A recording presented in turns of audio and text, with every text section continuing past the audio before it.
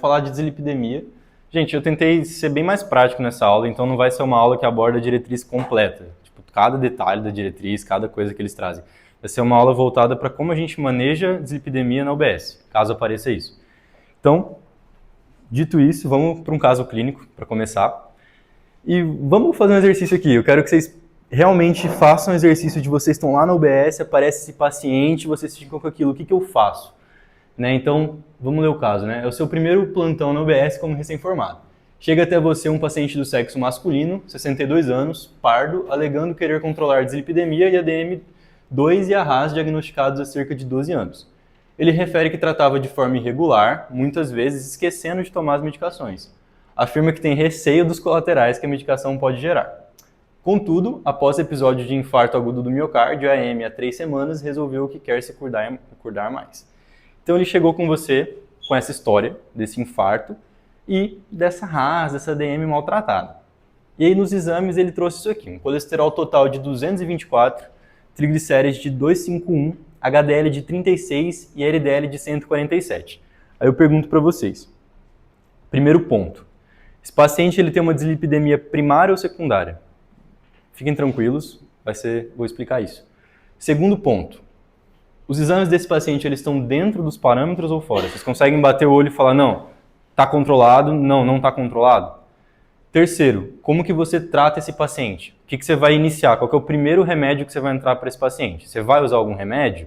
Por quanto tempo você usa? Então, algumas perguntas que a gente vai responder. E quarto, esse paciente está preocupado com as estatinas. O que você pode falar para esse paciente em relação às estatinas? Como que você pode tranquilizar eles? Então, lembrem disso e no final a gente volta e responde. Então, beleza. Certo, vamos para a primeira parte. O que é uma dislipidemia? Para a gente entender o que é uma dislipidemia, a gente tem que entender como que os lipídios estão no nosso corpo. Tá? No nosso corpo, basicamente, o que é um lipídio, gente? Um lipídio é uma molécula que ela é insolúvel em água. E o nosso sangue é plasma, é água. Para o lipídio circular no sangue, ele tem que estar ligado a uma molécula solúvel em água. Qual molécula é essa? Uma proteína. Essas proteínas, às quais os lipídios são ligados, a gente chama de apolipoproteínas. Apolipoproteínas. A união das apolipoproteínas com um lipídio, a gente chama de lipoproteínas. Caiu a chamada aí. A gente chama de lipoproteínas. Eu trouxe aqui as principais lipoproteínas que a gente tem. Não precisa... A gente vai passar nisso depois, mas só para vocês entenderem. A composição básica, uma apolipoproteína e algum tipo de lipídio. Quais lipídios a gente mais tem? Lembrem sempre desses três. Colesterol, fosfolipídios e triglicerídeos. Qual que é o mais importante aqui? Colesterol e triglicerídeos, tá? O triglicerídeos tem uma função mais de reserva, de energia, e o colesterol mais de estrutura. Tanto que vocês pensam em hormônios, por exemplo, hormônio esteroide, vitamina D, é mais uma função de estrutura, produção, tá? Tá bom, dei uma devagada aqui, mas vamos voltar. Beleza, ele é transportado no sangue na forma de lipoproteínas. Mas como que ele é absorvido? A gente consome as gorduras na nossa dieta. Lá no intestino, essa gordura ela sofre a ação dos sais biliares. O que é um sal biliar? É um detergente, tá? Ele se une naquela bolota de gordura insolúvel e quando ele se une nessa bolota, forma várias bolinhas de gordura. Essas várias bolinhas de gordura são, então, absorvidas pela parede do intestino. Aqui tem um ponto interessante. Quando elas são absorvidas pela parede do intestino, a gente tem que lembrar desse canal aqui de transporte. É o NPC1L1. Não precisa decorar. Só saiba que existe um canal que transporta esses lipídios para dentro do intestino. Tá? Passou do intestino, vai se transformar em quilomicron. É a primeira lipoproteína que a gente tem, o quilomicron. Ele é muito rico em triglicerídeos. Esse quilomicron, ele vai lá para o fígado, ele vai passar pela linfa, vai passar pelos vasos e vai chegar ao fígado. Chegando no fígado, a gente começa a produção das nossas lipoproteínas mais tradicionais. Então, no fígado, a gente produz o VLDL. E aqui eu queria que vocês parassem, para vocês lembrarem disso, pensem no seguinte. O fígado, ele produz o VLDL, e esse VLDL vai ficar circulando no corpo. E conforme ele vai circulando no corpo, o corpo vai tirando triglicerídeos dele para jogar para o tecido ter energia. Então, qual que é a ideia aqui? A ideia é que esse VLDL, ele vai sofrer a ação de uma lipase lipoproteica, certo? E se transformar em IDL, e do IDL ele vai sofrer a ação de outra lipase lipoproteica e se transformar em LDL. Como assim? vai sendo arrancado o triglicerídeos dele. Então o VLDL tem mais triglicerídeos, o IDL menos, o LDL menos ainda, tá? Ok, quando ele chega na forma de LDL, a gente tem duas opções. Ou ele vai para algum tecido, ou ele retorna para o fígado para ser usado de novo. Quando ele retorna para o fígado, a gente tem um ponto importante até de ação dos medicamentos, isso é importante vocês lembrarem, é o receptor de LDL, o LDLR. R de receptor, LDL de LDL, tá? O que é importante vocês lembrarem desse receptor? Então, vou desenhar aqui para vocês um hepatócito, que é a célula do fígado. Esse receptor está aqui, o LDLR. Tem duas moléculas associadas ao LDLR que é importante vocês lembrarem, tá? A primeira delas é a PCSK9. Nome super estranho, mas o que essa parada faz? Vai pegar esse receptor e vai jogar para dentro da célula, tá? Quais são as implicâncias de você jogar esse receptor para dentro da célula? O LDL vai ser menos captado e eu vou ter mais LDL no sangue. Outra coisa importante é HMG coenzima A redutase. O que essa... Também um nome super estranho, tá? Não precisa lembrar. Mas o que isso faz? HMG coenzima A redutase aumenta a produção de colesterol dentro da célula. Pensa comigo, se eu tenho muito colesterol dentro da célula, não tem por que eu expressar receptor para LDL. Então eu vou diminuir a expressão de receptor de LDL. Tá? Quanto maior a HMG coenzima A redutase. Então lembrem desses pontos, a gente vai voltar, mas é os principais sítios de ação dos medicamentos. Beleza. Aqui eu trouxe aquele exemplo só para vocês conseguirem visualizar bem. Olha como é diferente a concentração de triglicerídeos. Quilomicron bem mais, depois o LDL, depois MDL ou IDL, depois o LDL. O que muda aqui é a concentração de triglicerídeos, tá? O HDL é a parte, é uma produção um pouco diferente, e eu achei que não é muito válido entrar na produção aqui, tá? Mas basicamente tem mais proteína no HDL. Vamos lá. Agora eu pergunto para vocês.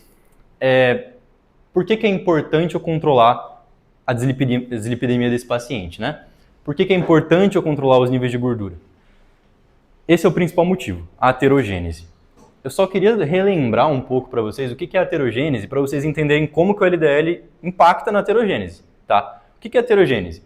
Gente, é basicamente um corte na pele. Por exemplo, num corte da pele, você corta a pele e entra algumas bactérias dentro desse corte, certo? Essas bactérias vão ser atacadas pelos macrófagos e esses macrófagos vão gerar uma resposta inflamatória. Muito parecido com o que acontece aqui. Eu tenho uma lesão endotelial, tá? Então, só relembrando das camadas, a gente tem a camada íntima, a muscular e a adventícia. Se eu tenho uma lesão na íntima, é como se eu tivesse um corte na pele, tá? Então eu tenho uma lesão endotelial causada pela pressão alta, causada por algum fator de risco. Essa lesão endotelial vai gerar esse corte, que a gente chama de disfunção endotelial, e quando está aberto ali, vários LDLs, LDL, VLDL, vão acabar entrando aqui e vão ficar entre a íntima e a muscular. Tá aí tudo bem? Quando esses LDLs ficam aqui, o corpo entende assim, tem alguma parada errada ali.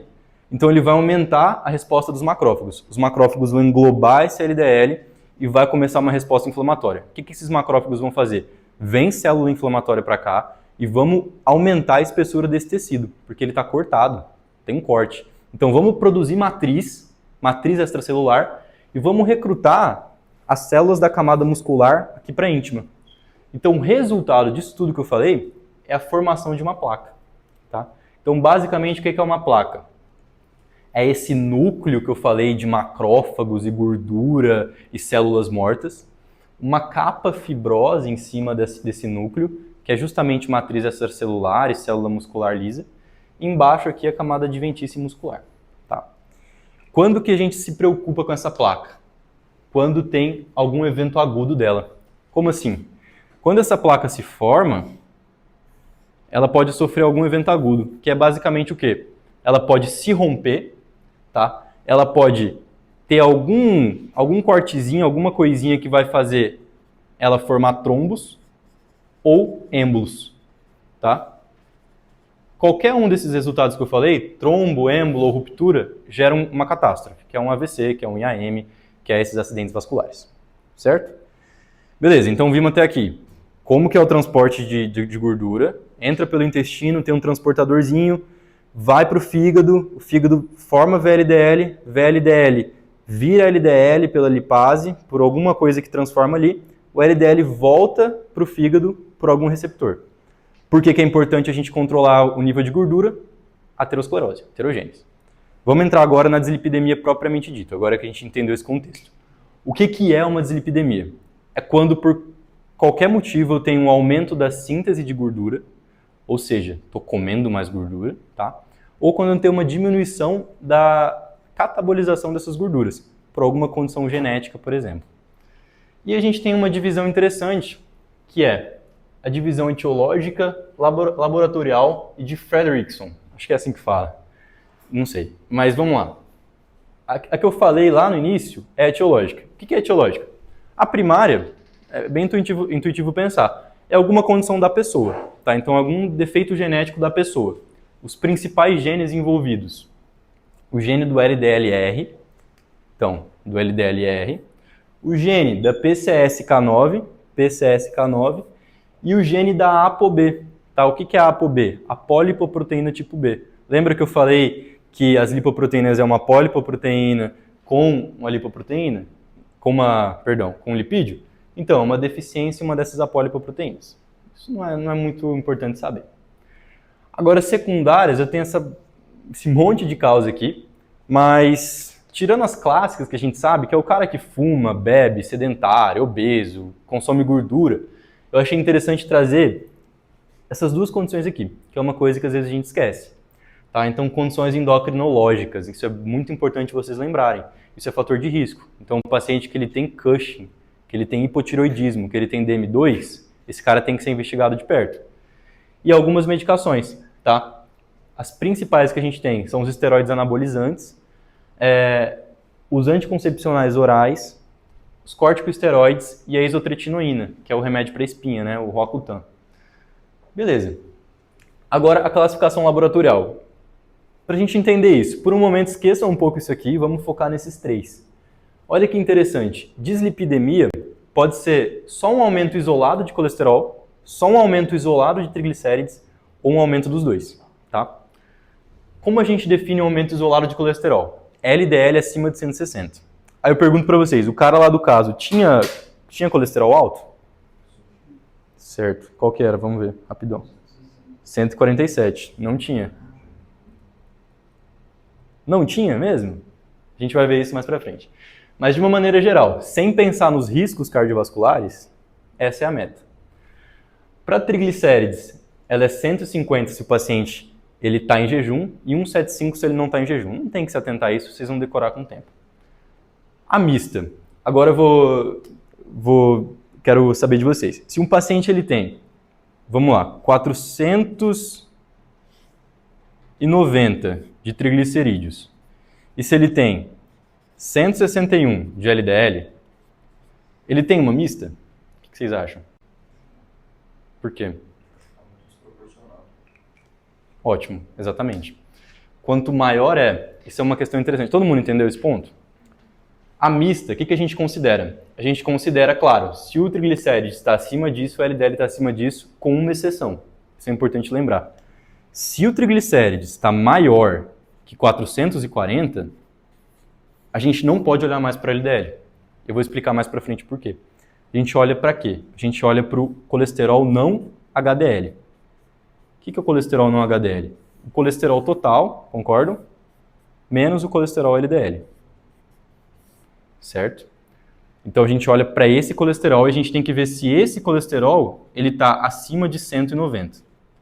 Então nesse caso, se eu pergunto isso, o que vocês teriam que me falar? Não sei. Qual é o colesterol não HDL dele? Ah, o colesterol não HDL é 250.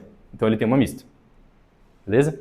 Agora vocês vão entender o porquê daqui a pouco. Mas beleza. Chegou esse paciente do caso clínico, eu queria que vocês esquematizassem na sua cabeça quais passos são importantes vocês seguirem numa consulta. Então, primeiro e mais importante, anamnese e exame físico. A diretriz não traz muito isso, então algumas coisas aqui não estão na diretriz, algumas estão no Lúcio, enfim, mas o que é importante saber? Sempre perguntar para o paciente fatores predisponentes. Então, hábito de vida. O senhor fuma, o senhor bebe, o senhor pratica atividade física, o beabá de sempre. A história familiar dele, então, por que é importante isso? Para saber se ele tem alguma disfunção primária. É algum gene que ele tem? Não sei. O pai dele tem, a mãe dele tem? Como que é isso? 3. As medicações em uso. Então, aquelas que eu já citei são as mais importantes e que os pacientes mais usam. 4. Comorbidades associadas. Então, sempre, nunca esquecer das endócrinas. Cushing, DM2, hipotiroidismo. Aqui, eu trouxe um tópico que são algumas lesões que a gente pode olhar no exame físico. No geral, a dislipidemia é bem silenciosa, gente. Não vai ter um sintoma que o paciente vai relatar para vocês que é próprio da dislipidemia. Só que tem algumas formas familiares que têm esses sintomas. Vou mostrar essas lesões para vocês no próximo slide. Beleza. Fez esse check-up no paciente. Mas aí eu pergunto para vocês. E o paciente que ele não foi até vocês? Vocês, por exemplo, vocês têm recomendação de fazer LDL, HDL, de dosar isso? A questão é, o Lúcio fala de 5 em 5 anos. A partir dos 20 anos, todo mundo tem que dosar de 5 em 5 anos. Porque é uma doença silenciosa. Às vezes você não vai ter queixa. Então é importante fazer esse acompanhamento. Lembrar disso. Até para vocês orientarem um paciente numa OBS, por exemplo. Tá? Só retomando as lesões que eu falei. A gente tem xantoma tendinoso, essa lesãozona grandona, normalmente em tendões. A gente tem o arco córneo incompleto, que é esse duplo arco aqui. A gente tem os xantelasmas, que é essa manchinha em cima do olho. E a gente tem os xantomas eruptivos. Tudo isso fala o que para você? Puta, talvez esse triglicérides alto do paciente, esse colesterol alto, seja familiar. Então, viu isso? Pensa já numa doença familiar, numa doença primária. Só ligar esse alerta. Certo, o que a gente pede? Agora vocês vão entender a questão que eu expliquei do LDL não ser confiável. A gente começa pedindo para esse paciente colesterol total, HDL e triglicerídeos, tá? Arthur, mas e o LDL? A gente pede, como que é feito o LDL no laboratório? Claro, você vai pedir o LDL também, mas só para explicar como que é feito no laboratório esse LDL. O LDL ele não é dosado diretamente. Existe uma fórmula para a gente calcular o LDL. Por quê? Por quê, Arthur? Qual que é o motivo disso? Porque o LDL ele tem muita variação dependendo do método, os métodos são muito imprecisos ainda para estimar ele. Então é interessante usar uma fórmula. A fórmula é o colesterol total menos o HDL menos triglicerídeos sobre 5. O que é isso aqui? Isso aqui representa o valor do VLDL. Tá? Então, ficou claro, né? Colesterol total, menos HDL, menos VLDL. Daria o LDL. Beleza. Mas qual que é o problema quando o triglicerídeos está alto? Quando o triglicerídeos está acima de 440, esse valor ele fica muito impreciso. E a gente não consegue usar muito o LDL como referência. E a gente parte para o não HDL. Tá? Então, sempre lembrar disso. Esse é o motivo. Uma dúvida. Às vezes até o paciente vai te perguntar isso. Doutor, eu preciso ficar em jejum para fazer esse exame? A resposta é não, tá, pessoal? De primeiro, vocês nunca vão pedir esses exames para o paciente em jejum. É sempre com o paciente comendo da maneira como ele come. Essa orientação. Come no hábito que você costuma comer. Por quê? Ele vai te perguntar assim, doutor, mas eu comer ou não, vai mudar meu LDL? Vai mudar meu HDL? Não, não muda colesterol. Doutor, muda meu triglicerídeos? Muda, tá? Comer muda o triglicerídeos do paciente, só o triglicerídeos. Mas mesmo assim vocês não pedem com jejum. Agora, se o triglicerídeos deu muito aumentado, então acima de 440, vocês vão pedir um novo exame com jejum, tá? Essa é a ideia. Em relação às apolipoproteínas, a diretriz fala que não tem um uso tão grande, pedir elas, então não é necessário. O PCR ele pode ser útil para ser um marcador inflamatório, tá? Mas a diretriz não usa o PCR para rastreio, não usa o PCR para tratamento, então pode ser mais um acessório que você pode pedir, para ver se o paciente está muito inflamado, tá? E aqui eu trouxe essa curiosidade, que é o rastreamento genético em cascata. Isso vai ser o endócrino que vai fazer, tá? Mas para vocês saberem, se vocês estão suspeitando de uma familiar, vocês têm que rastrear ali a pessoa, depois os parentes de primeiro grau, depois os parentes de segundo grau, que é o rastreamento em cascata. É só curiosidade. Beleza. Como que a gente interpreta, então? Eu perguntei para vocês, está aumentado? Não está aumentado? Vamos ver. Olha que interessante. O LDL e o não HDL, eles dependem do risco cardiovascular que o paciente tem. Então eu perguntei para vocês, lá agora há pouco, esse paciente ele tem um LDL alto? Acho que você falou que não, né? Então, não tem. Por quê? Porque acima de 160, ele tem 143. Mas espera aí, qual que é o risco cardiovascular desse paciente? Tá? É alto. Então, a gente vai calcular daqui a pouco.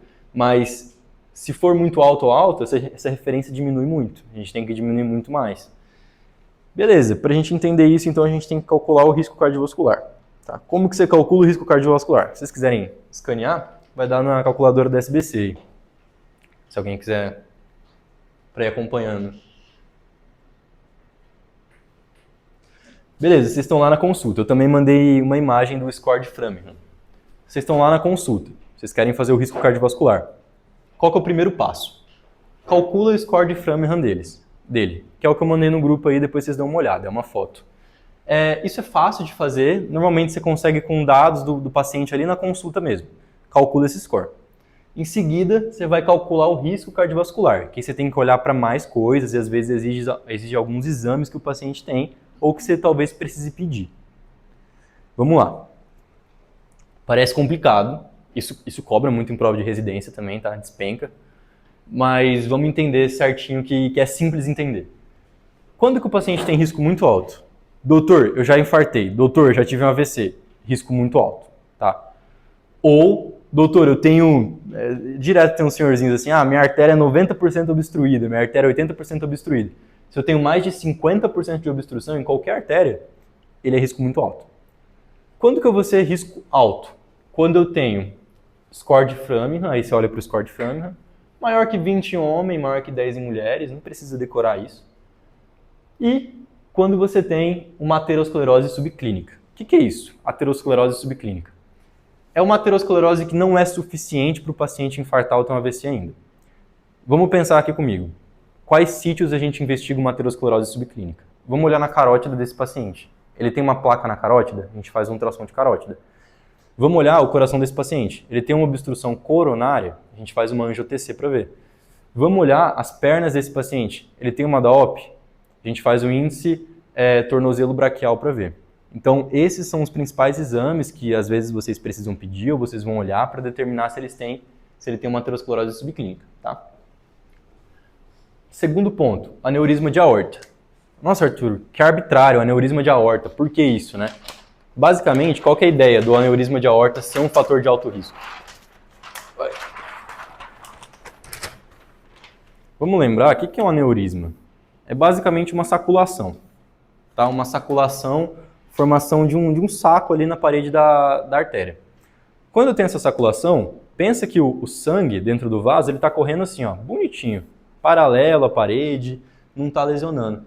Quando tem essa saculação, o sangue desvia para cá. Então ele faz uns redamoinhos, ele faz uns trajetos meio loucos, colide com a parede. Isso a gente chama de fluxo turbilhonado, de um turbilhão. Esse fluxo turbilhonado lesiona a íntima do vaso. Ou seja, Arthur, lesiona a íntima do vaso. E aí? Lembra que o início da aterosclerose é a lesão da íntima. Então por isso que a gente considera aneurisma de aorta, porque ele gera esse início da aterosclerose. Tá? Depois, DRC, paciente renal crônico, uma taxa de filtração menor que 60, tá? Menor que 60. E um paciente com LDL elevado. Tá? Nesse caso, o LDL tem que estar, para ele ser classificado de alto risco, maior que 190. Beleza? Essa imagem da diretriz não traz sobre o diabético, porque a SBD aborda o diabético. Mas e se esse cara tiver diabetes? Se esse cara tiver diabetes, a gente tem que olhar uma outra coisa, que é um pouquinho mais... De novo, não bitola nisso, tá? Que são os estratificadores de alto risco. Que é isso? Diabetes há mais de 10 anos, histórico familiar de doença arterial prematura, síndrome metabólica, hipertensão arterial, tabagismo, enfim. Tudo isso, se o paciente tiver qualquer um desses e for diabético, vai fazer com que ele seja de alto risco, tá? E o que é DASS, né? Que nome estranho. É doença aterosclerótica subclínica, que é tudo que eu já falei, sobre a carótida, sobre o coração, enfim. Beleza. Quando que ele vai ser de risco intermediário? Se o score de Framingham for menor que 20, menor que 10, mas maior que 5 ainda, tá? E se esses pacientes tiverem diabetes, mas não tiver nenhum estratificador de risco, não tiver nenhuma aterosclerose subclínica, o que é muito difícil, mas acontece, tá? E por último, quando que ele vai ser de baixo risco? O cara não tem nada. Você investigou tudo, ele não tem nada e o score de Framingham dele é baixíssimo, abaixo de 5. Vai ser de baixo risco. Esse dado aqui é interessante porque vocês podem perguntar para mim assim, Arthur, beleza, eu estratifiquei o risco do meu paciente. Mas e se o meu paciente chega em mim falando assim, doutor, eu tomo estatina já, eu tomo simvastatina, só que eu tomo meio irregular, tô tomando, tomo todo dia, não sei direito. O que a gente tem que fazer? A gente multiplica o LDL do paciente por 1,43. Arbitrariosíssimo, tá? Mas eles viram esse índice por pesquisas. Por quê? Porque eles pensam assim, cara, a estatina vai diminuir o LDL, então eu não posso usar o valor absoluto, eu tenho que multiplicar por um valor. Então, por exemplo, chega o paciente para você, está tomando estatina já, ele tem um LDL de 150. Você fala assim, pô, ele não é alto risco, porque lembra, alto risco é LDL acima de 190. Mas aí você multiplica por 1,43 isso, tá? Nem sei quanto vai dar, mas eu acho que vai dar mais que 190, né? Enfim. E aí, enfim, isso já levaria ele a ser alto risco, tá? 214, ótimo. Beleza, pessoal, até aqui. Entendemos como o colesterol é transportado, entendemos por que é importante tratar, entendemos como identificar, fazer uma anamnese, pedir os exames, estratificar o risco desse paciente. Agora, como que a gente trata esse paciente? Vou primeiro explicar um pouco sobre os arsenais que a gente tem para tratar. Então, os fármacos que a gente tem, as armas que a gente tem para usar contra esse paciente. Contra não, a favor desse paciente, né? Então, primeiro, são os remédios que diminuem colesterol. Então, olha que interessante. Lembra disso, tem remédios que vão agir mais no colesterol e mais no triglicérides, tá? Quais agem mais no colesterol? Vamos começar aqui. Estatina, ezetimiba e resinas. A estatina, qual que é o mecanismo de ação dela? Ela é um inibidor da HMG com a enzima A redutase. Lembra? HMGA com a enzima A redutase aumenta a produção de colesterol. Se eu inibo, tá certo isso? Se eu inibo ela, eu diminuo o colesterol intracelular. Se eu diminuo o colesterol, a célula pensa, tem que pegar mais. Então eu vou aumentar o receptor e vou captar mais LDL do sangue. Tá? É assim que ela age, essa é a ideia. Quais cuidados eu tenho que ter na estatina, né? A estatina, ela é a resposta da pergunta. Ela é um remédio que ela causa muito efeito colateral no músculo, tá? Porque ela induz apoptose, às vezes, em algumas células musculares. O que o paciente vai falar para você? Doutor, tô com uma dor nas pernas, tô com uma cãibra na panturrilha, tô com umas dores. Inclusive, pode até levar para um quadro de rabdomiólise. O que é isso? Uma morte celular das células do músculo. Então, por isso, quais são alguns cuidados que eu tenho que ter? Eu tenho que dosar CK. O que é CK? É um marcador de lesão muscular. Tá? Eu tenho que dosar CK, o AST e o ALT, que são marcadores de lesão nos hepatócitos, no início do meu tratamento. Arthur, eu tenho que ficar dosando ao longo do tratamento desse cara? Não. Se ele não tiver queixa, não. O cara começou a ter cãibra, aí eu doso. Tá? Ezetimiba. O que é ezetimiba? Ela é um inibidor da NPC1L1. Vocês lembram o que é isso? A NPC1L1, aqui. A NPC1L1, ela está lá nas células do intestino. É aquela que pega o ácido graxo e traz para dentro dos enterócitos, tá? Células do intestino. Quais são alguns colaterais que ela pode causar? Colaterais gastrointestinais, porque age no intestino. Náusea, plenitude gastrointestinal, tá? E por último, as resinas. A única que a gente tem aqui no Brasil, na diretriz, é meio antiga, não sei se tem mais, é a colestiramina. Tá? O que ela faz? Ela é um sequestrador de ácido biliar. Lembra que para a célula ela entrar na parede do intestino, o ácido biliar tem que agir ali para separar ela? Então, a resina ela impede com que o ácido biliar haja. Então, essa gordura passa direto. De novo, quais são alguns colaterais? Está agindo no intestino. Então, esses ácidos biliares, eles ajudam na absorção de outras coisas que não as gorduras. Então, tudo que ele absorve vai parar de absorver. Tá? O que ele absorve? Algumas vitaminas. Como que um esquema legal para lembrar das vitaminas?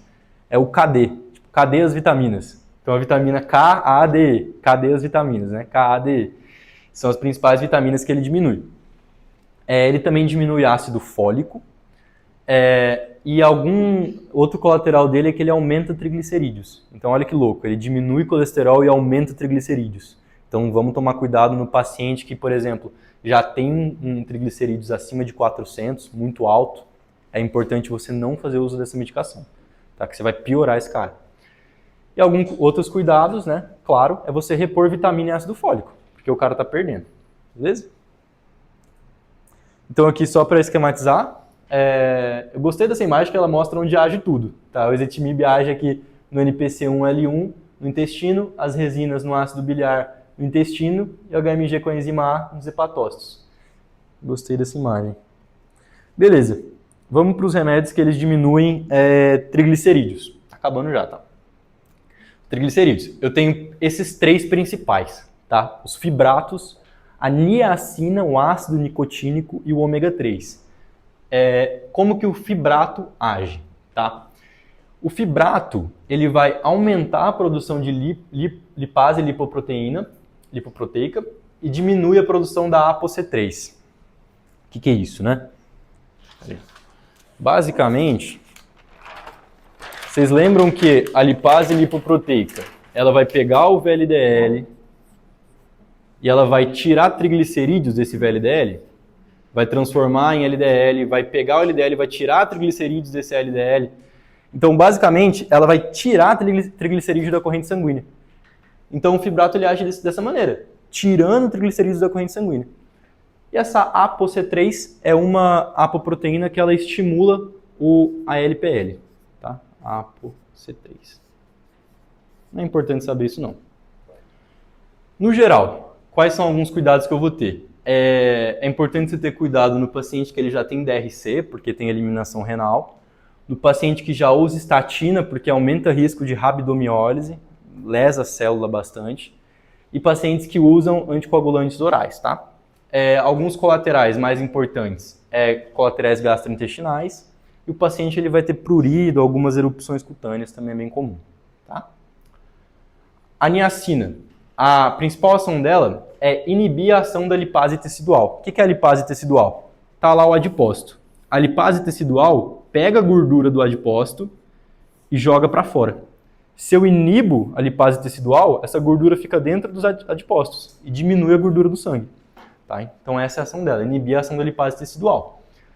O cuidado que você tem que ter com ela é aumentar a sua dose aos poucos, ao longo das semanas, porque ela tem uma toxicidade muito grande. Se tu joga de uma vez, o paciente vai se coçar, vai ficar vermelho, vai ter prurido, pode ser um pouco hepatotóxico, então é importante aumentar aos poucos.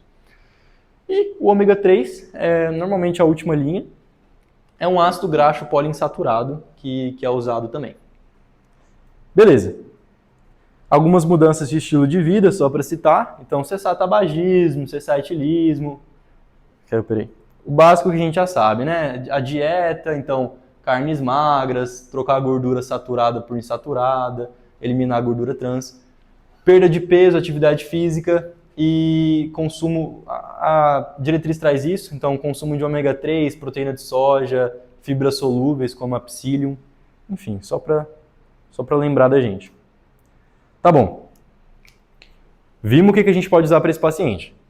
Quais são os princípios terapêuticos? O que a gente vai... Beleza, vamos tratar esse paciente. Agora, o paciente está aqui, vamos começar o tratamento dele. Tá? Primeira pergunta. Qual parâmetro eu me atento primeiro? Pô, o paciente está lá com triglicerídeos alto, com LDL alto. O que eu foco para diminuir primeiro?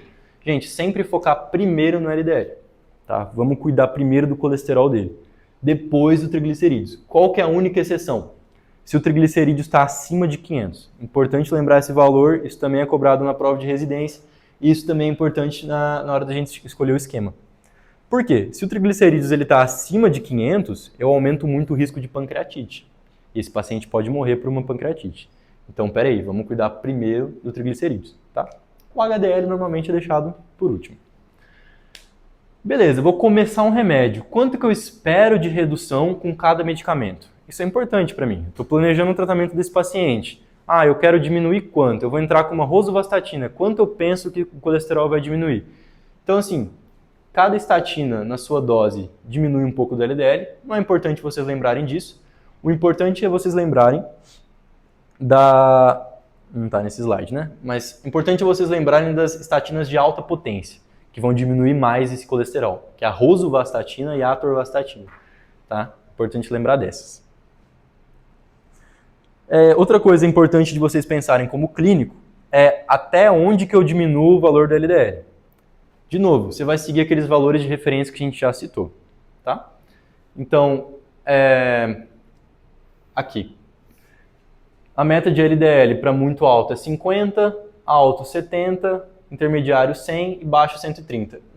Um jeito legal de você decorar é que a meta de não HDL é sempre 30 a mais da LDL. Então, 50, 80, 70, 100, 100, 130, 130, 160. E aqui também, no geral, vai sendo quase de 30 em 30. Só aqui que muda. Então, é um jeito legal de decorar, tá? E aí, isso também, bastante questão cobra, normalizou. Esse cara normalizou, às vezes ele está até um cara de baixo risco agora, risco intermediário, diminui o LDL dele. E agora? Eu diminuo a medicação? Eu troco a medicação? O que a diretriz fala? Exatamente isso. Apesar da diminuição do score de risco calculado após as intervenções terapêuticas, este documento reforça a importância da manutenção das medidas não farmacológicas e farmacológicas, em especial o uso de estatina de alta potência. Então você não vai diminuir dose, você vai manter a estatina, manter os remédios, por mais que ele esteja compensado. Agora, entendemos os princípios, né? Vamos tratar esse cara. Tá no penúltimo slide, tá? Vamos tratar esse cara. Passo 1. Eu gosto das coisas bem esquematizadas para a gente conseguir pensar melhor. Então, passo 1. Se o risco desse cara estiver muito alto ou alto, eu inicio medicação única, tá? Se o risco estiver baixo ou intermediário, eu posso tentar mudança de estilo de vida por 3 a 6 meses ainda e reavalio. Passo 2. Eu inicio medicação única. Qual medicação? A diretriz fala qualquer estatina. Tá? Você pode iniciar qualquer estatina. Claro, você vai ter que ajustar a dose da estatina que você for escolher, pensando sempre naquele percentual de redução que eu falei. Então, eu quero reduzir 50% do LDL do paciente. Eu vou optar por uma rosuvastatina, por uma atorvastatina. Eu quero reduzir 30%, eu opto por uma simvastatina. Então, posso optar por qualquer estatina. Tá? Aqui tem uma tabela que, de novo, mostra quanto cada dose de cada estatina diminui. E, enfim, isso é bom para ajudar na hora, né? Passo 3. Eu posso usar, beleza, fui para estatina. Meu próximo passo é ir para o ezetimiba. Quando que eu uso ezetimiba?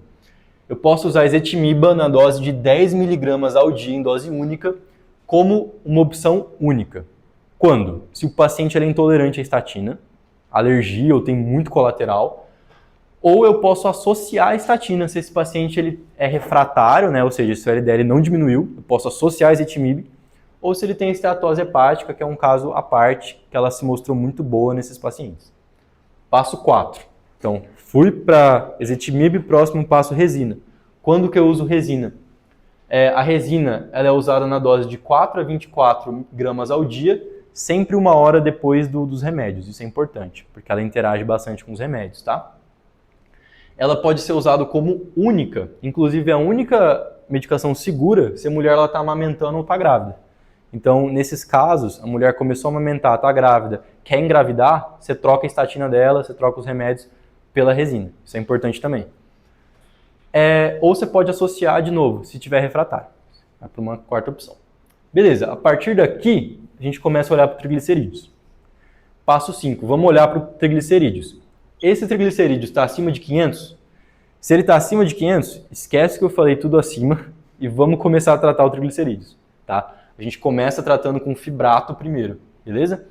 Aí, comecei a tratar esse paciente com fibrato, só o triglicerídeos, aí eu reavalio ele numa próxima consulta. Aí, na próxima consulta, eu começo, de novo, as terapias de reduzir colesterol, tá? Só esse adendo. E, em alguns casos, mesmo quando o triglicerídeos está abaixo de 500, mas acima de 204, o fibrato ele pode ser usado junto com a estatina. Você pode usar ali no início do tratamento. Tá? Passo 6, então. Olhando para o triglicerídeos ainda. Estamos olhando para o triglicerídeos. Se esse triglicerídeos ainda está alto, esse triglicerídeos continua alto, ele estava lá 500, tentei tratar, não melhorou, né? Esse triglicerídeos está acima de 200, tentei tratar, não melhorou, eu posso associar a niacina na dose de 1 a 2 gramas por dia. Eu inicio com 500 miligramas na primeira semana e vou aumentando de 1 em 1 semana 500 miligramas, tá? Por conta da toxicidade, beleza? Passo 7, que é o último passo. Se esse triglicerídeos ainda estiver refratário, eu posso associar o ômega 3, ficou feio esse slide, mas não tinha mais o que colocar aqui. Eu posso associar o ômega 3 e eu posso associar algumas outras substâncias, então fibras, tudo que eu falei, fitoterápicos, enfim, pode ser usado. Então é isso, gente. Por último, queria voltar no caso clínico, pra gente conseguir, né, organizar tudo que a gente viu até agora, tá?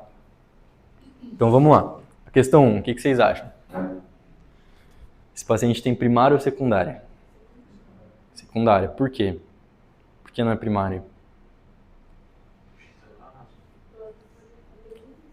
Perfeito, ele não tem nenhuma lesão de pele e ele tem vários fatores de risco para secundária. Então, secundária. Segundo, os exames desse paciente estão dentro dos parâmetros lipídicos? O que a gente tem que fazer aqui? O que a gente viu? Depende. Então, vamos calcular o risco primeiro. Se vocês estiverem com a calculadora aberta, dá para vocês calcularem o risco. Mas, a gente consegue matar com uma informação o risco dele. IAM a 3 semanas. Muito alto. Tem um risco muito alto. Arthur, se ele não tivesse IAM a 3 semanas, e aí, gente? Qual que é o risco dele? Não tem IAM a 3 semanas. Eu consigo matar com uma informação também. DM2 a 12 anos. Mais de 10 anos no estratificador de risco. Então, ele seria de alto risco se ele não tivesse IAM. Tá? Arthur, vamos criar uma terceira hipótese. Ele não tem DM2, ele não tem RAS, e ele não teve IAM. O que ele seria? A gente teria que ver o score de Framingham dele. Tá? Provavelmente, talvez seria um risco intermediário ou um risco alto. Tem que ver a questão da idade dele, tá? Que pesa bastante no score. Beleza, esse é o nosso guia. Então vamos lá, paciente de alto risco. Vocês lembram qual que é o valor de referência para o LDL? Alto risco? Muito alto risco, isso. LDL. 50. Abaixo de 50. E do não HDL? 80, 30 a mais. Abaixo de 80. Tá? Vamos olhar para isso então. O LDL dele está 147, então está aumentado. Então ele tem LDL aumentado. Beleza. Ele tem um colesterol total de 224, tá? E o triglicerídeos dele, está aumentado ou não está? Qual que é o valor de referência? 150, 175. Tá? Ele está em jejum ou não está? Vamos supor que ele estava em jejum. Tá? De qualquer maneira está aumentado. Então triglicerídeos de 251. Beleza. E o HDL de 36. Vocês lembram o valor de referência do HDL? 40. 40. Então, 40. Acima de 40 tem que estar. Beleza? Levando tudo isso em consideração, não está dentro dos parâmetros, certo? Vamos lá. Como que vocês tratariam esse paciente? Pensei, ele tem um LDL aumentado. Estatina de alta potência. Uma rosuvastatina, uma atorvastatina. Perfeito. A gente mexe no triglicerídeos dele?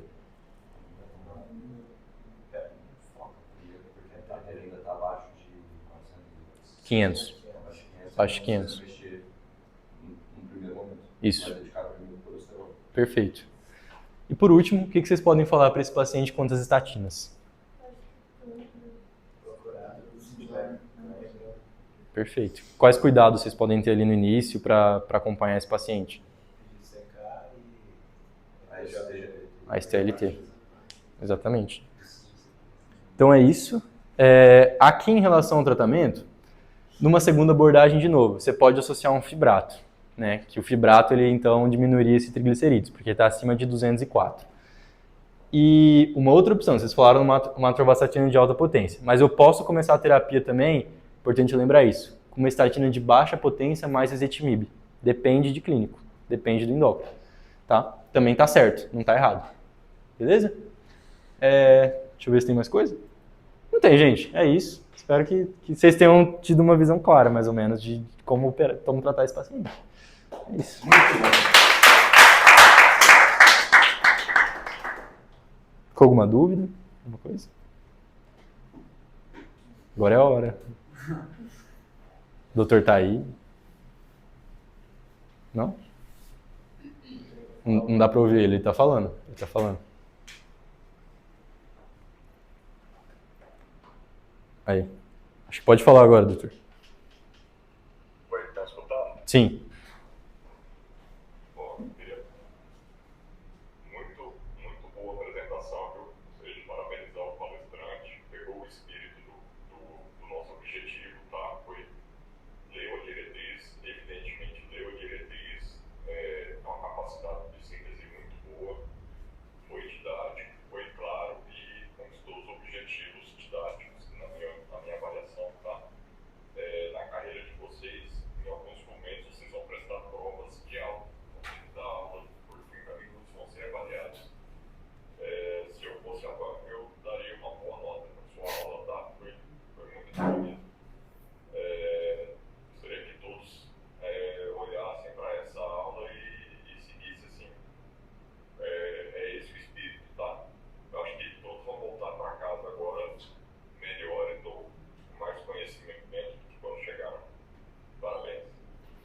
Valeu, doutor. Beleza. Alguém quer fazer alguma consideração? Se quiser. Alguma dúvida? Não. Arthur, só repete aquele negócio do não, Peraí, deixa eu voltar. Aqui. Ah, das metas? Você diz das metas? Quando que eu tenho que calcular isso? Ah, quando que eu olho para o não HDL e paro de olhar para o LDL, né? Tá. É basicamente quando o meu triglicerídeo está muito aumentado. Então, se o meu TG está muito aumentado, tipo assim, aqui, ó. Peraí, só um segundo. Aqui.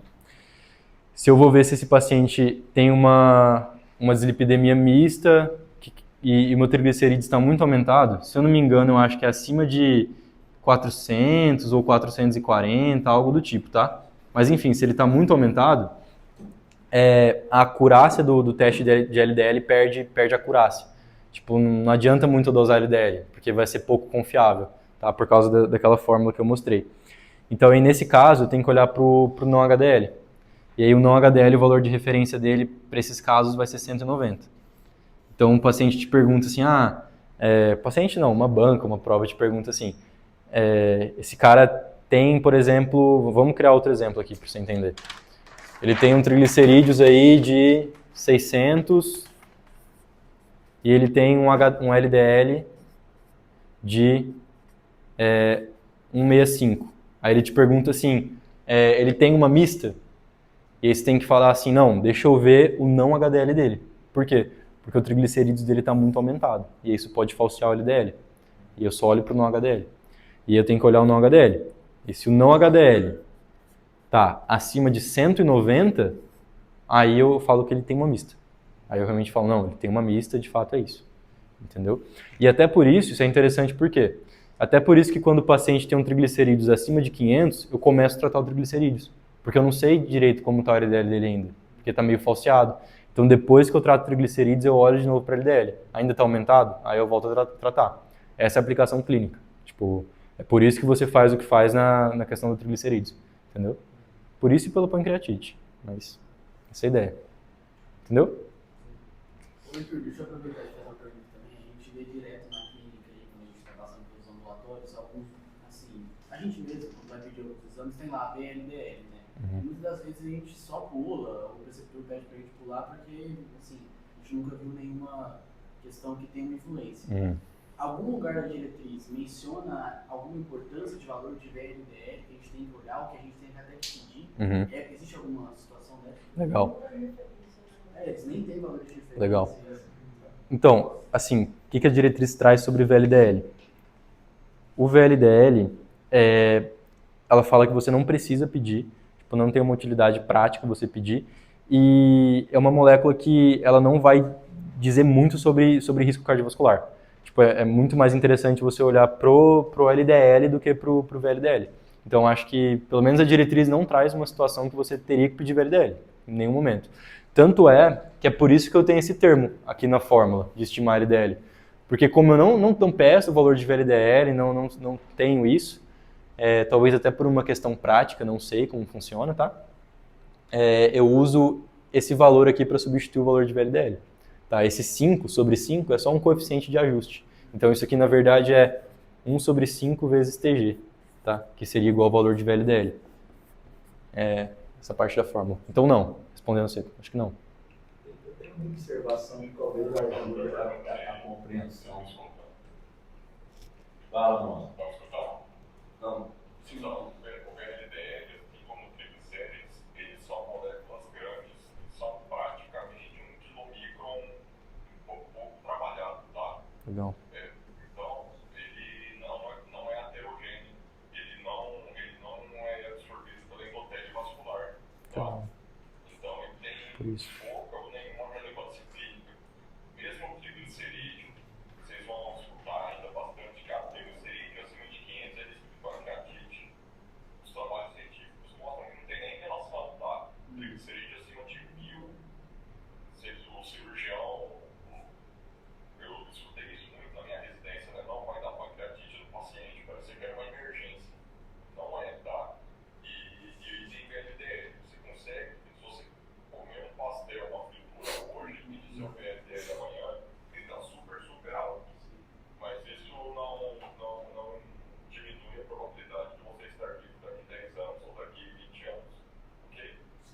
Bacana. Coloca aquele slide dos planetas ali. Esse aqui? Esse aí.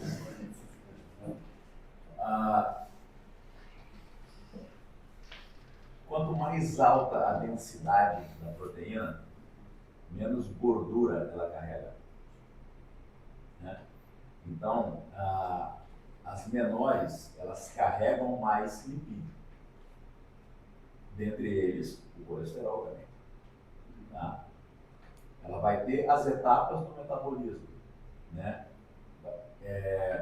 Você tem o ciclo do quilomicron, que libera o triglicerídeo, aí depois ele tem o remanescente, que volta para o ciclo do hepático, que vai formar o VLDL, que depois vai ter aquele trajeto da densidade intermediária, que depois vai formar o LDL. Então, a importância do VLDL é nessa etapa precursora de formar a molécula do LDL. É lógico que o LDL que vai promover o potencial aterogênico do colesterol elevado, que vai passar, coloca lá agora ali a dos macrófagos ali. Eu fiz um resuminho, mandei do Bruto para compartilhar com vocês. Vocês vão ver que lá tem um desenho bem interessante em relação à entrada do LDL na célula. Essa parte do macrófago, esse macrófago ele está amarelinho porque ele já comeu os LDL, certo? E aí ele rompeu e ele liberou citocinas, interleucinas e promoveu. Quem que é esse macrófago aí?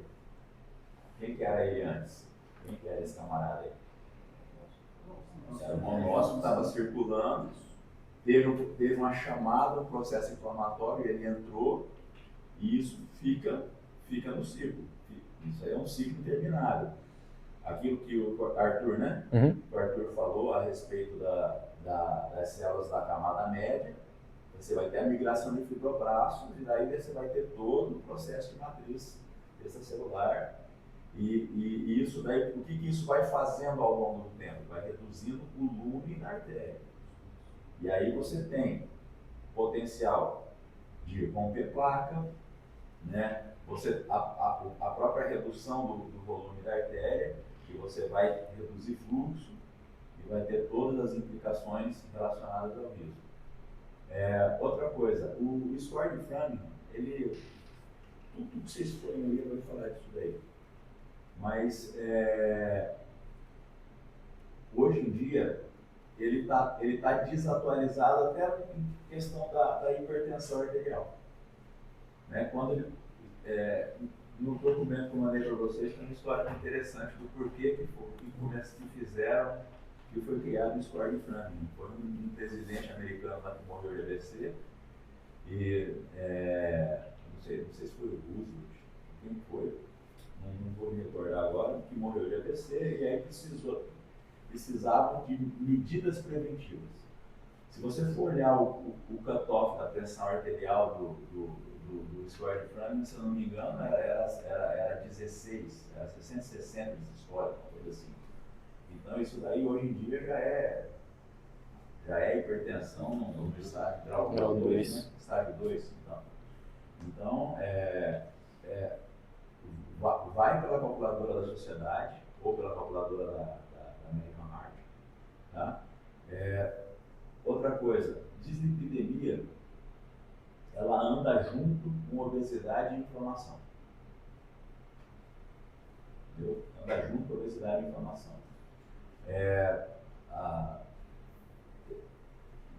Magrinho, só os camaradas com hipercolesterolemia familiar, essas coisas. Né? Então, e lá no documento que eu passei para vocês aí, tem também uma pontuação a respeito do que você falou da mudança do estilo de vida. Hoje em dia vocês vão ouvir demais falar dos 8 itens essenciais ao 8 Life Essentials da American Heart. E vocês vão ver que controle de colesterol é um dos 8. Obesidade é mais um, certo? E a cardiologia agora ela descobriu que ela é preventiva, né? E o cardiologista descobriu que ele pode tratar tudo para reduzir o risco cardiovascular, né? Inclusive, não só tratar já o distúrbio metabólico, mas também intervir na obesidade, nas outras linhas de ação. Outra coisa, tem alternativas para paciente que não tem tolerância à estatina. E tem lá a ácido bempedoide, se eu não me engano, está no resumo também, que ele inibe um precursor dessa daí que você, desse HMG aí, que você falou que esse HMG coenzima A aí, ele tem um precursor que é inibido pelo ácido bempedoide, né? E também, outras coisas que eu li no documento lá, e que faz parte da prática clínica. Tem muito paciente que ele já sabe que ele não quer tomar a estatina porque vai dar dor, vai dar cãibra, vai dar... Então, ele já vem com esse efeito colateral pré-concebido. É que nem o tomador do captopril, não quer o captopril que vai dar tosse, né? E há relatos do efeito nocebo, né? Que é o paciente que ele tem o efeito colateral, né? Porque ele ouviu falar, né? E aí você vai dosar a CPK dele, não vai ter grandes alterações, você vai dosar as enzimas hepáticas, ele não vai ter alterado, né? Tem essa questão também. O nosso paciente ele era da UBS, certo? Aí ele entrou ali no critério de você usar uma estatina mais potente para ele. Mas tem a possibilidade também de você usar uma Simva e mais o ezetimibe. Você vai usar a Simva, porque é a Simva que tem o custo. Ah, legal. Certo? Legal. Entendeu? Sim, verdade. Muito bom. É muito bom, né? Daqui a pouco está no ambulatório falando. Hoje não tem como comprar. Sim. Não, sim. É caro, será? Não. Mas o que acontece? A ezetimibe ela é mais barata, né? E ela vem separada. Tanto que a gente tem paciente, mesmo no consultório, que ele toma roso com ezetimibe, né? Ou a simvastatina com ezetimibe, que era o Vitorino. Tem informação dos dois que Sim. junto. A simvastatina com ezetimibe, o Vitorino, durante muitos anos foi o remédio das galáxias para colesterol. E era caro. E aí, o que acontece? Depois, a ezetimibe começou a ser vendida separada, o pessoal começou a pegar a simvastatina no posto e comprar a ezetimibe, né? Eu acredito que hoje em dia esteja bem mais acessível e é mais barato comprar. O inconveniente é que o paciente vai ter que tomar 2 comprimidos, mas muitos pacientes compram os medicamentos separados, né? A ezetimibe da Roso, por questão de custo mesmo. A Rosuva é muito caro? Olha, é mais caro que a simvastatina, né? A primeira Rosuva que saiu era o Crestor, não era barato. E aí vai saindo genéricos ao longo do tempo, né? Barateando. Vai barateando.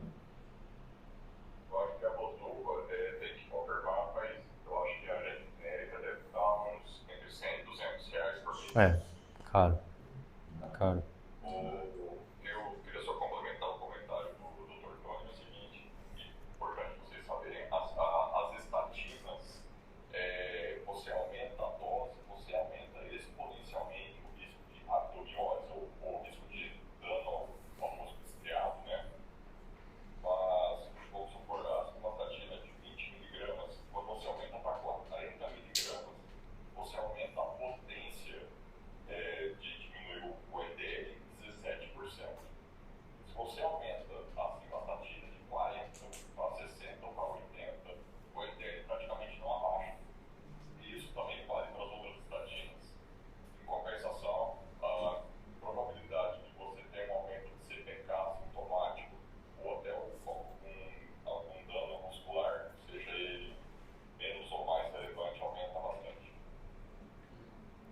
Eduardo, fala daquela tabela comparativa das potências das estatinas, aquela tabelinha de equivalência, você já viu ela? Não, eu não vou lembrar de cabeça.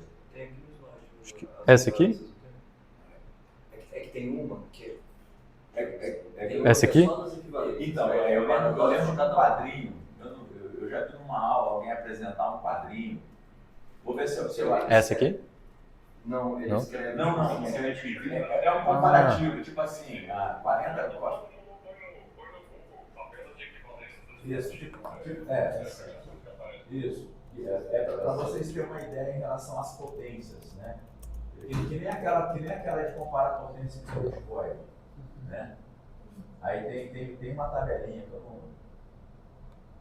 eu vi uma vez numa aula para mostrar isso daí. É bem interessante para vocês terem em mente o que equivale a miligramagem de uma para a miligramagem da outra. Essa aqui, talvez?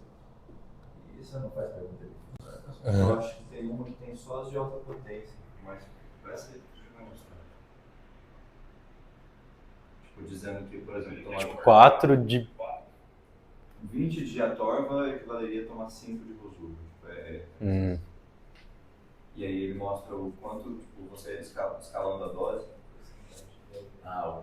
Legal. E aí tem a informação. Essa daí tá mais legal ainda. Então, se você dobra a dose da rosura de 20 para 40, você só aumentou 8%? 8%. Legal. Você dobrou a dose. Uhum. Falei dele, tá aí, ó, todo pimpão. Ele se achava a última Vitor, bolacha do pacote porque juntava assim bastatina com ezetimila. Foi esse que tava. Esse pitava é qual? Torvo pitava. Mais potente, né? Deve ser um nome comercial. Não, eu acho que é a pivastatina. Foi uma das primeiras. Eu não sei se vocês colocam que eu falo ou não, é um desses mnemônicos para ajudar a gente a lembrar das coisas, né? Mnemônico, vocês vão precisar, né? Como é que lembrar isso para a prova, né? E vida também, mnemônico é importante. O que eu uso, existem umas 7, 8 realmente no mercado, né? Você pode prescrever que o paciente vai conseguir achar na farmácia, mas tem 3 que são principais, que é a simvastatina, a atorva e a rosuva. Qual que é mais potente de qual? O mnemônico que eu uso é SAR, S-A-R. Para quem for cumprir serviço militar, como médico, qualquer uma das forças, Olha o SAR paraquedista. é um serviço aéreo de resgate. É o médico que quando cai um avião ou vai um naufrágio, é o SAR. Por exemplo, o pelicano é um esquadrão SAR.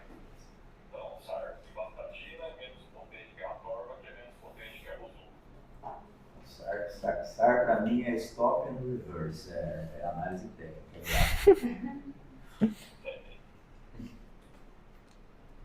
Ô, doutor, e no caso desse paciente que está sendo acompanhado ao UBS, por exemplo, quanto tempo seria ideal para poder fazer o retorno e pedir o laboratorial de novo para ver se a dose está adequada ou se eu preciso fazer algum reajuste? Eu não sei esse detalhe da diretriz, mas pensando em consultório, né, em avaliação laboratorial é trimestral, né, pensando em paciente de consultório. Uma coisa que eu vi é 3 a 6 meses. Eu vi. Mas a diretriz não, acho que não aborda, não. Não, assim, Não. Isso, por exemplo, um paciente que a gente institui uma terapêutica para ele, tudo depende da gravidade, né? Agora, você tem um camarada de alto risco, assim, você é um paciente de risco intermediário, uma avaliação laboratorial trimestral, até para dar tempo de você ter uma resposta terapêutica. O que você acha, professor? Perdão, não consegui escutar. Qual é a pergunta? Acho que eu vou perguntar aqui que é... Peraí, fala aqui. Não, é só em relação à questão de em quanto tempo mais ou menos seria interessante eu fazer uma reavaliação, tanto clínica quanto laboratorial, para ver se o que eu passei de medicação está sendo o suficiente ou se precisa de algum reajuste. Eu peço, isso é a prática, tá? Eu peço o retorno em 3 meses, depois o segundo retorno em 6 meses, se eu atingir os objetivos depois de ano. Perfeito.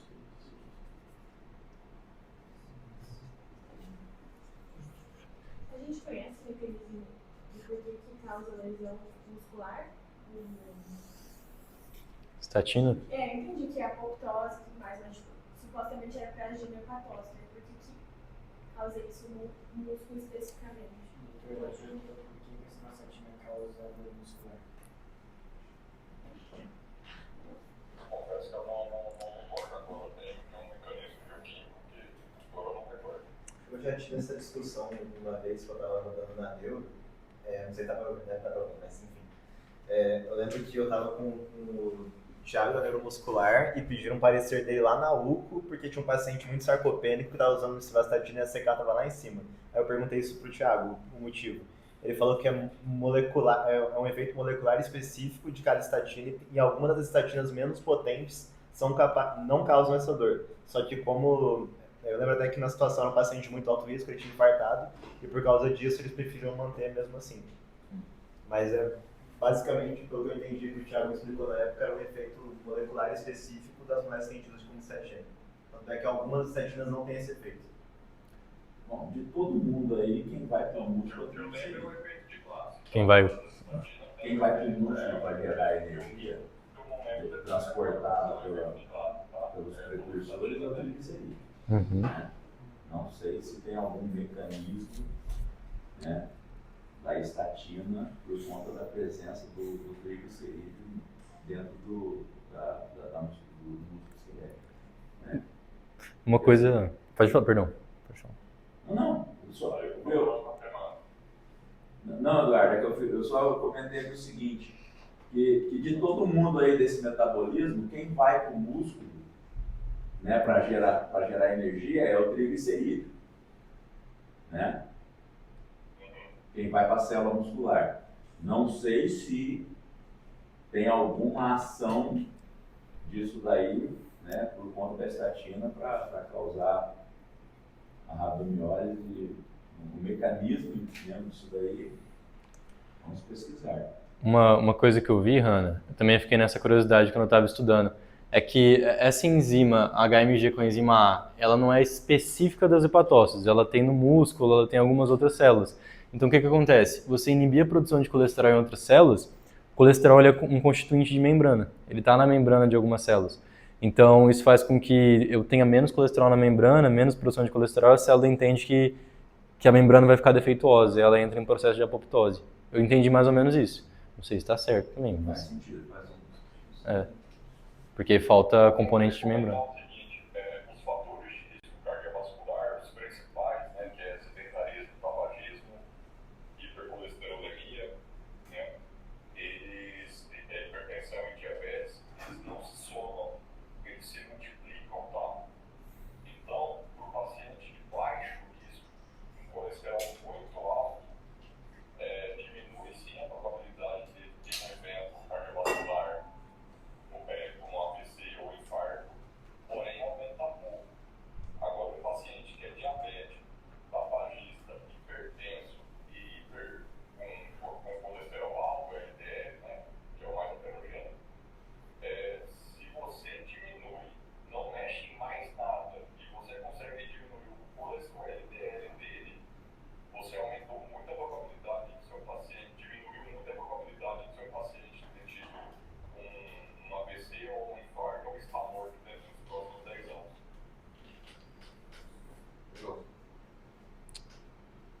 Isso. E aí, gente, mais algum comentário? Vamos encerrar por hoje. Eu ia falar uma coisa, rapidão, tipo, se vocês quiserem treinar isso, até para prova de residência, tipo, porque muita coisa para decorar, valor. Não sei se vocês conhecem o aplicativo do Sanar de residência médica, de questão. Tipo,